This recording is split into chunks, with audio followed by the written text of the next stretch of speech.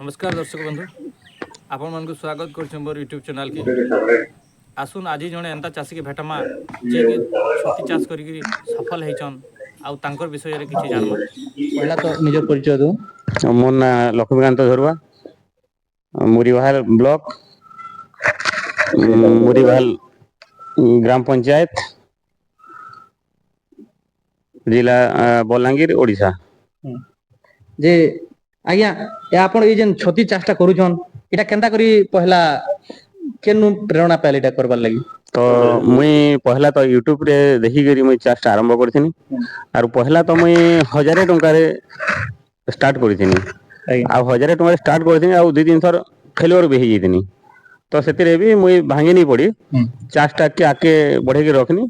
Are आज 7 वर्ष हो गला चाषटा ठीक अछि। छतु चाष रे प्रॉफिट भी भल अछि। जे ये चाषटा आज्ञा एटा केते दिन रे ढेंगरी छतु जेनटा करा होची एटा अमल हेसी 28 रु 30 दिन भितरे अमल हो जासी। आ थरे पकाले से दु तीन थर तो दुई तीन थर तो तार प्रोडक्टटा देसी। जे आज्ञा ए छती चाष एटा जेन एटा घरटे बनैछन ई घर एटा हाथू बनैछन काना कि लोन फोन काना करिछन सेटा कहबे। तो हॉर्टिकल्चर रो सब्सिडी लोनटा मुई करिए आ पहला तो हम हाथू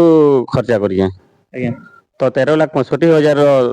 लोन अच्छे सब्सिडी 6 लाख अच्छे और पहला मुझे हाथू करिछे एबे तक भी मते पैसा नहीं मिलवा तली। जे आज्ञा ई हाथू जेन करिछा बोले हाथू पहला इन्वेस्ट करिछन कि काना। हाँ हाथू पहला इन्वेस्ट करिछे जेतु सब्सिडी लोनटा मैं हाथू इन्वेस्ट करिछे। जे ई लोन माने आपन तो करबा केते दिन हला एटा हेइ वाला न याते तो वर्षे पाखा हेइ वाला न। जे ई लोन आपन तो एटा करिछन वर्षे हला न आ ई लोन आपन को केनता सैंक्शन करी नै दबा। तो से माने आजी काली बोली के सेंता करथले तापर हॉर्टिकल्चर रो नेगलेटी अछि से माने डॉक्यूमेंट आके नहीं पठाई थई यादे डॉक्यूमेंट पठाले न यादे डॉक्यूमेंट पठाले न केते दिन हवा बोली कहजो तो मासे 2 मास भीतर हेइबा बोलजन आमे भुवनेश्वर तक जेगिरी निजे एपिकल के जेगिरी आमे डॉक्यूमेंट देगिरी आइछु। ठीक अछि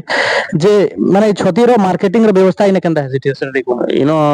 हमर तो मुरी हाल रे मार्केटिंग रो व्यवस्था नै न आमे निजे जहा बिकुछु आ तार संगे संगे व्यापारी के देगिरी मार्केट देगिरी व्यापारी बिकुछन बाजार मान के। जे ई छती चाष करी करी जणे इथिरे तार परिवार कुटुंब पोषि पारबा के हमर अंचल रे। हां पोषि पारबा पूर्व ओडिसा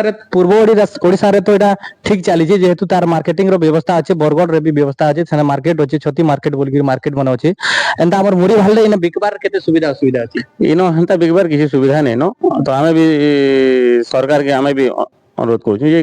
जदी छती रो मार्केट किसी व्यवस्था करते बेले भल हेता